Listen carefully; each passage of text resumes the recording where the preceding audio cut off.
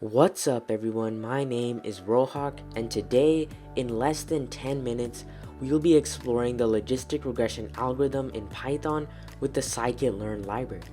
From detailed explanations to a full step-by-step tutorial, this is the ultimate beginner's guide to implementing logistic regression in Python.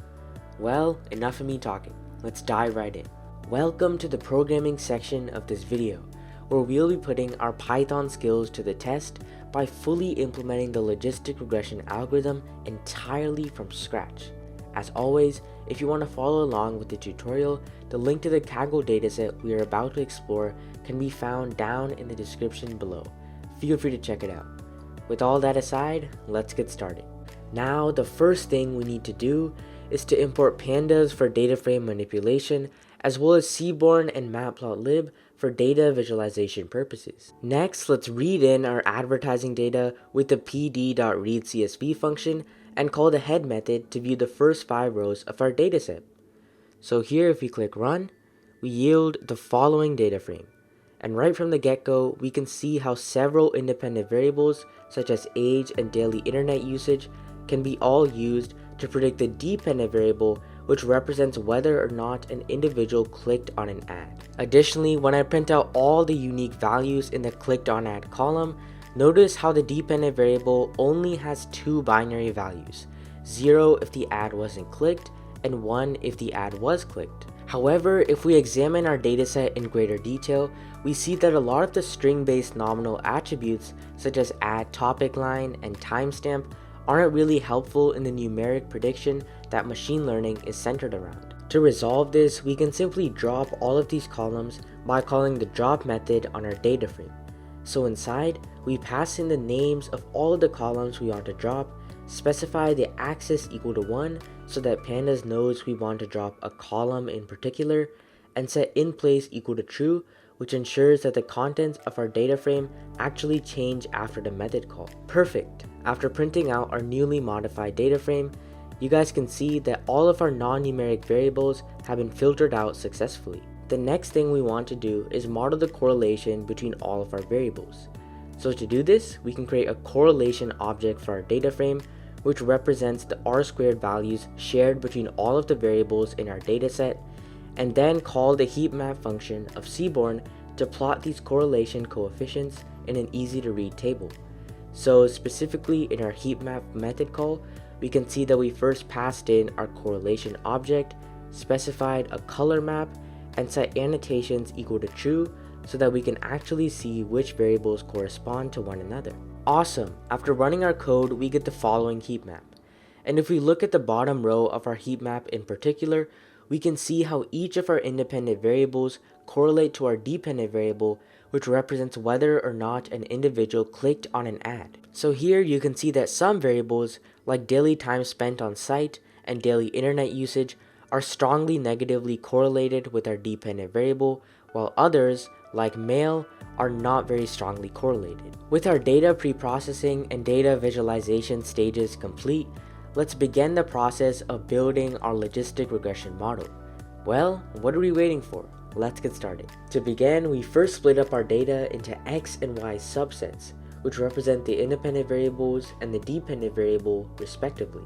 Awesome, so here for our x data, we simply drop the clicked on ad column and preserve all of the independent variables we need for model prediction. For our y data, we simply assign a new variable to the clicked on ad column, which once again is the feature we are trying to predict. Now that our data is split up, we can perform a train test split by calling the train test split method, passing in our x and y data and setting the test size parameter to 0.2, which ensures that 80% of our data is used for training and 20% of our data is used for testing. Perfect. Now let's start creating our logistic regression model. So the first thing we do is import the logistic regression class from scikit-learn's linear model package.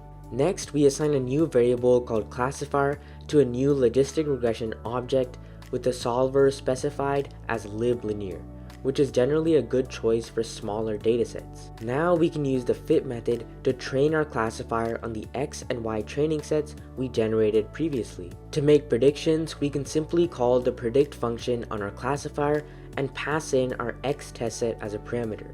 What this method does is it takes all of the values in our X test set as input and outputs the model's predictions on those specific values. So if you print out all of our model's predictions, we get the following result. And notice that all of these values are either 0 and 1, which clearly aligns with our clicked on add column, which is binary in nature. Finally, to gauge how well our model performed overall, we can simply call the score method and pass in our X and Y testing sets as parameters. What this method will do is return an accuracy measure that represents how well our classifier performed on data that it hadn't seen or encountered before. Additionally, we can plot a confusion matrix on our model to see how many misclassifications there were per class label. So to do this, we call the plot confusion matrix within the sklearn.metrics module and pass in our classifier, both X and Y testing sets, and specify a color map optionally. Awesome! After running our code, we get the following confusion matrix. Here we can see that our matrix is divided into true negatives, false negatives, true positives, and false positives. On the x-axis, we have our model's predicted label, and on the y-axis, we have the true label or the correct answer. And so, to better understand what this all means, we can see that we are able to correctly predict a class label of 0 98 amount of times. However, we misclassified an instance into the class label of 0 11 times, which tells us that our model can be optimized further. We can repeat this exercise for the class label of 1 and see how many misclassifications we made in comparison to the correct class labels. Well, there we have it. In just a couple minutes, we built a fully functional logistic regression algorithm from scratch, made model predictions, and measured the accuracy of our classifier with the score and confusion matrix. If you still have questions or concerns regarding the script we worked on, the description contains a GitHub link where you can access the full Jupyter notebook. Aside from that, thank you so much for watching, take care, and as always, I'll see you in the next one.